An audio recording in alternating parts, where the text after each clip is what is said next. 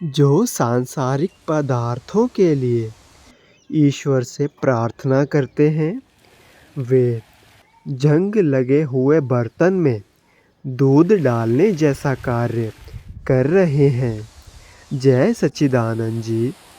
आज 11 मार्च दिन बुधवार। आज के सत्संग का शीर्षक है सतगुरु मिलन वसंत समाना।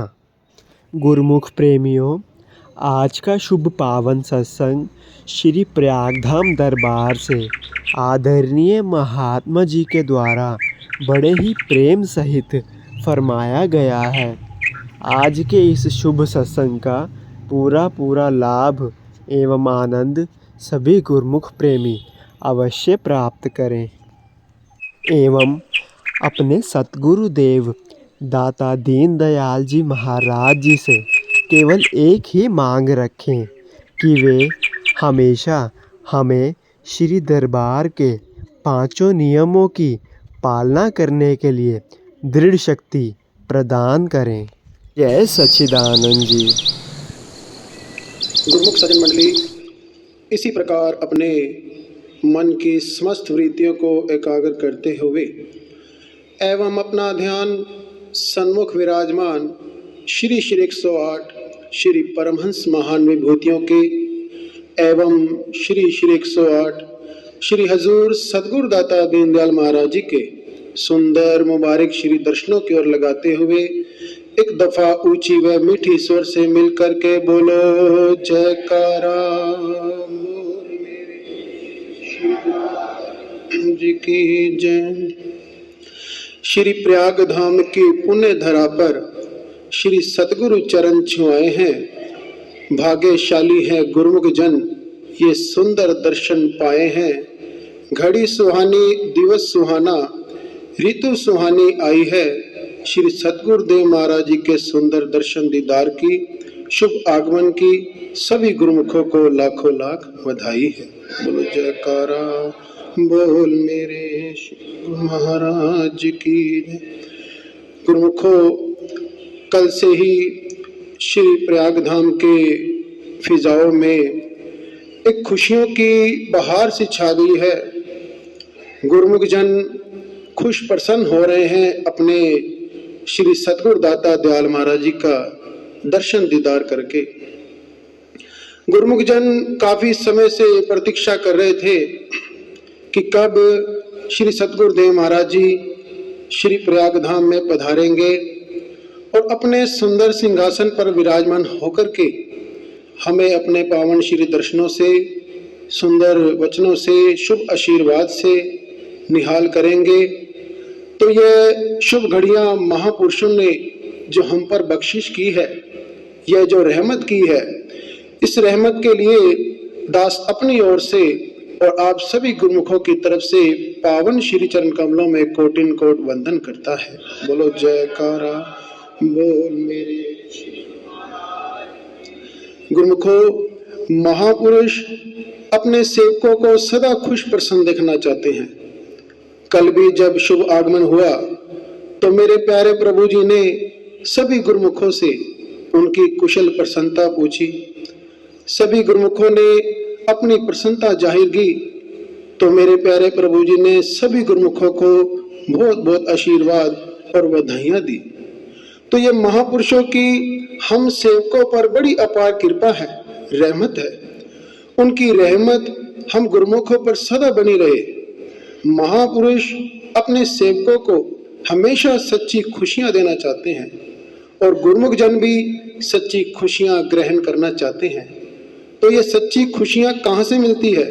ये केवल और केवल वक़्त के संत महापुरुषों की राह नुमाई में चल करके सेवा और भक्ति की कमाई करने पर ही मिला करती है। ऐसे देव दुर्लभ दर्शन पाने पर ही मिला करती है। तो यही हमारी आत्मा की मांग है और यही हमारी आत्मा की खुराक है। गुरुमुखों, महापुरुषों का इस धराधाम पर अवतरण ही हम जीवों को सच्ची खुशियां देने के लिए और हमारे जीवन को आनंदित बनाने के लिए ही हुआ करता है। जैसे कि गुरु महिमा के अंदर वर्णन आया है कि सतगुरु मिलन वसंत समाना, अति आनंद न जाए बखाना।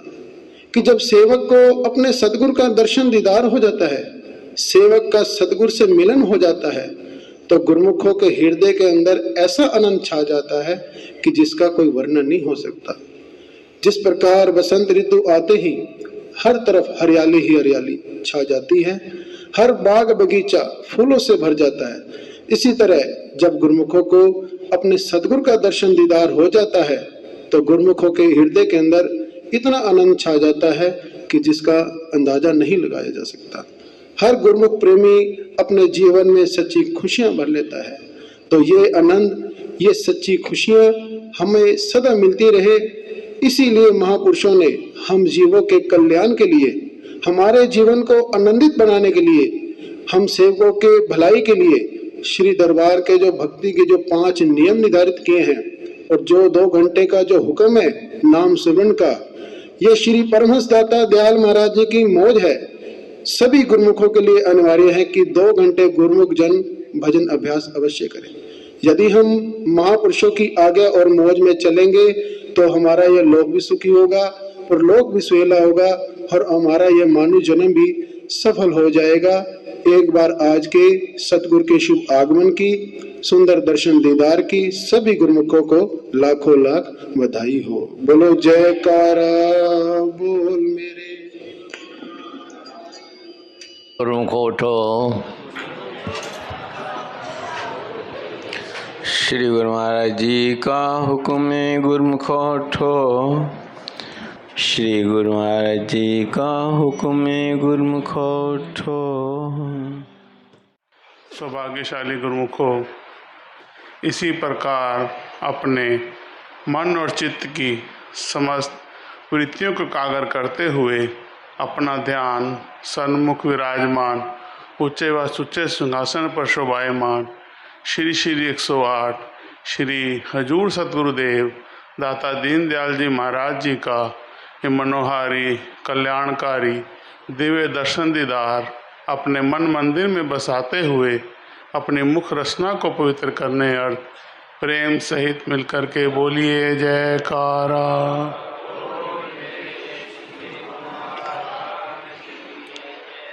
खुद खुदा को घर बुलाए वो कौन है, वो प्रेम है, वो प्रेम है। सब श्री प्रयागधाम निवासी गुरुमुखों का श्री सद्गुरुदेव महाराज जी के चरणों में दृढ़ प्रेम, दृढ़ संकल्प और पूर्ण श्रद्धा के साथ जब पुकार पहुंची तो श्री सद्गुरुदेव महाराज जी एकदम अचानक ही अपना प्रोग्राम बनाया और यहाँ श्री प्रयागधाम निवासी गुरुमुखों को अपने दिव्य दर्शनों से निहाल कर रहे हैं।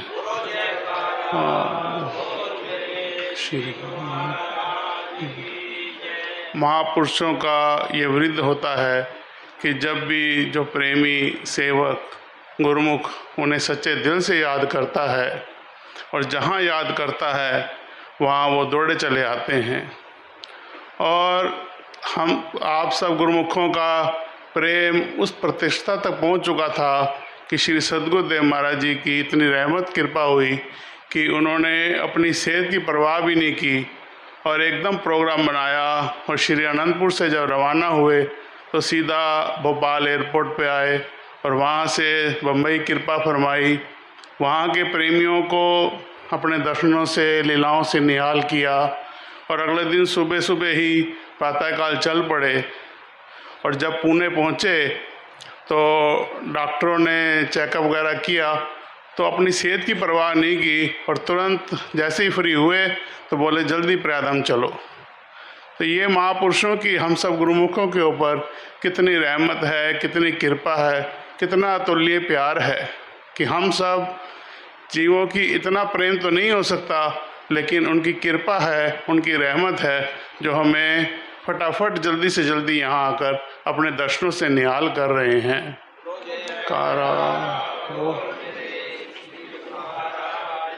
और आते ही सबका कुशल पूछ रहे हैं और ये वचन फरमा रहे हैं कि आप सब खुश हैं तो हम भी बहुत खुश हैं। ये महापुरुषों की बड़ी कृपा है। महापुरुष हर युग में अवतार लेकर आते हैं और हर युग में उनका ये प्रलब्ध होता है कि जहाँ जहाँ सेवक सच्चे दिल से याद करता है तो वहाँ वहाँ पहुँचते हैं। एक कथा है, गुरु नानक देव महाराज जी के समय जब बाला और मर्दाना हर समय उनके साथ रहते थे, तो मर्दाना जब घर आकर शाम को रोज़ अपनी धर्मपत्नी को श्री सद्गुरुदेव महाराज जी की, गुरु नानक देव महाराज जी की लीलाएं सुनाया करता था कि आज श्री सद्गुरुदेव महाराज जी यहाँ कृपा फरमाई, आज उस प्रेमी ने विनती की तो यहाँ कृपा की। हर लीला जो है घर आकर महापुरुषों की सुनाया करता था।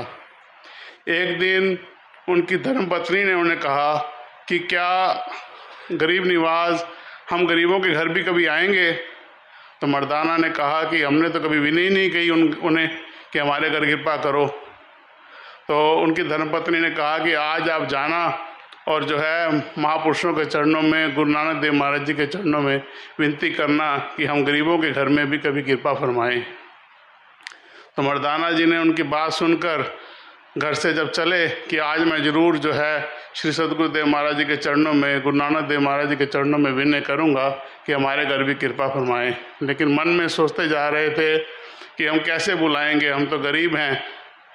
लेकिन महापुरुष जो हैं वो दिल की सुनते हैं। कहते हैं कि इस दर पे हर वो विनती कबूल होती है जो दिल से होती है।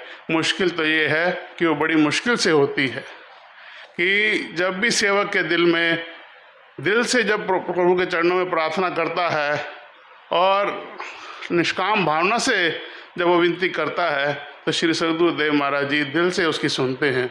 और मर्दाना जी जब अभी जा ही रहे थे गुरु नानक देव महाराज जी के पास, तो रास्ते में ही गुरु नानक देव महाराज जी उनको मिल गए।